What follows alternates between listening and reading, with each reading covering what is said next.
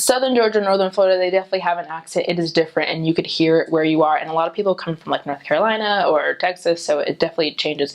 But the strongest area where I had Southern accents, okay, I would just go into it when I was talking. Like, so I would, okay, I guess I'm going to talk in it while I'm talking to you is what's going to happen. And then I'm just going to be embarrassed afterwards.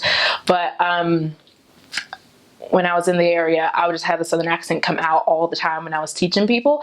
And I would get kind of disgusted with myself because I'm like, I'm from New York. I'm not supposed to talk like this. But the people there, they talk like this. They kind of have a drawl. So I lived in San Mateo, Florida. That was one of the places I lived, but they say San Mateo. That's how they pronounce it. There's Interlaken, but they say Interlaken.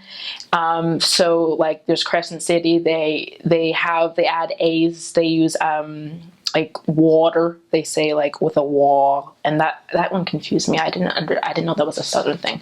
Wash, they say wash, or like they say crayon funny.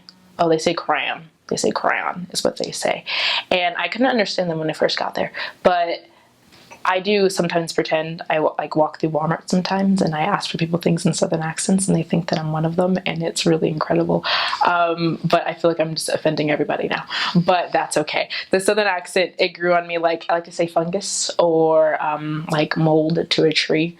But I think those are some examples of some things that they say. I'm from Long Island, and in Long Island we kind of talk like this. We say, actually I have a friend from Boston, and we have this conversation all the time where it's Boston people say ah and New Yorkers say aw. So they say wash your car in the Harvard Yard, but we say wash your car in the Harvard Yard. Of course, that's like more Brooklyn. That's not really Long Island. Brooklyn people are very like muddled in the mouth. So I kind of have a mixture of both. But being from Long Island, you just kind of, it's also very Italian. You use your hands a lot.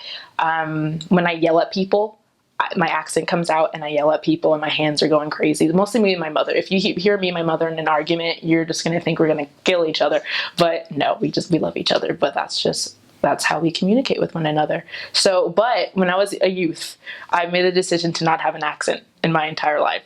So I used to like watch news reporters and things like that, and I made sure that I was like lickety split with my accent. So sometimes I do have accents, but I make sure to just get that out of me whenever I can. But I do keep y'all, because that's like a keepsake for my mission. So that's like the only thing I have from there. But other than that, I'm actually very good. I have like French accents as well because I'm Haitian, so my family's French, and I took German for like 3 years. I'm actually going to Germany, but that's unrelated. So I do that very well, but only like when I'm like in a store and when I'm never going to see somebody ever again.